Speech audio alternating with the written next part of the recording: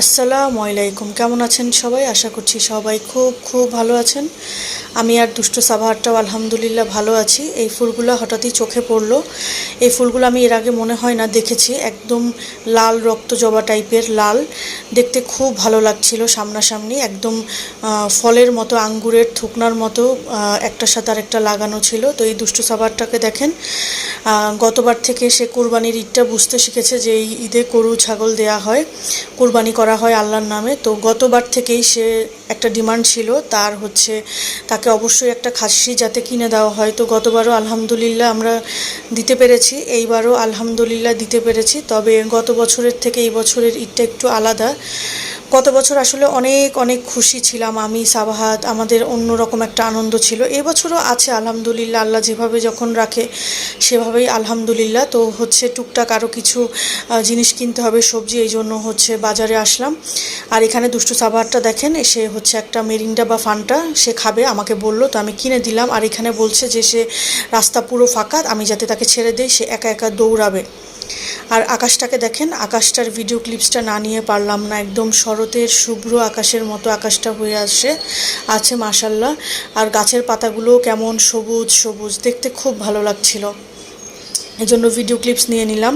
এরপর এই দুষ্টু সাবারটা দৌড়ে বেড়াচ্ছে। তারপরে আবার বাসায় উঠে যাব, সেই মুহূর্তে বলে যে মাম্মাম আসো, আমার খাসিটাকে আবার একটু দেখে যাই, এত বড় একটা দুষ্টু। তো এসে এখানে ডান্স করছে সে। আমি বললাম যে একটু স্থির হয়ে দাঁড়াও দুষ্টু। এরপরে হচ্ছে বাসায় আসলাম। বাসায় আসার পরে হচ্ছে বারান্দা দিয়ে আবার সে গরু খাসি সেগুলোকে দেখা স্টার্ট করেছে। কি একটা বলবো দুষ্টু সাবাহাতের কথা। বাইরে থেকে আসলাম, হঠাৎ মনে পড়লো কিছুই ভিজিয়ে রাখিনি রান্নার জন্য। তো এখন ভিজালাম, রান্না বসিয়ে দিলাম।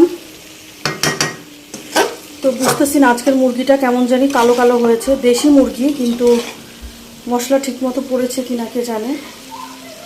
আর এই সাইডে আবার পটল দিয়ে রুই মাছে দিয়ে করে নিচ্ছি। রান্না করতে করতে ভাবলাম যে মশলাগুলো ব্লেন্ড করে নেই, যেহেতু ঈদের মৌসুম, মশলা তো লাগবে। আর কাজের আপাও আবার হচ্ছে বাড়ি যাবে, তো একটু আগে কাজ টাজ গুছিয়ে রাখতে হবে।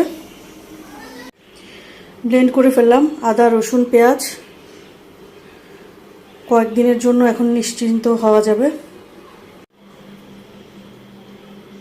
রান্না শেষ হয়ে গেছে।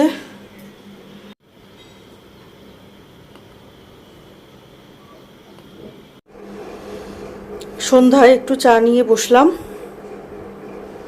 সন্ধ্যার চাটা কার কার পছন্দ।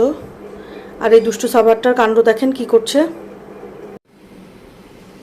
বললাম না দুষ্টুটার অবস্থা দেখেন, বাইরে থেকে দৌড়ে মৌড়ে এসে এখন হচ্ছে এই যে কোক খাচ্ছে। পানি মাগার সে খাবে না, সে কোক খাবে, অন্য শরবত খাবে বা জুস খাবে, কিন্তু সে পানি খাবে না। এত বড় একটা দুষ্টু। আর শোনো, সবাইকে আজকের মতো বাই বাই বলে দাও। বাবু, এটা গুড বয় দুষ্টু।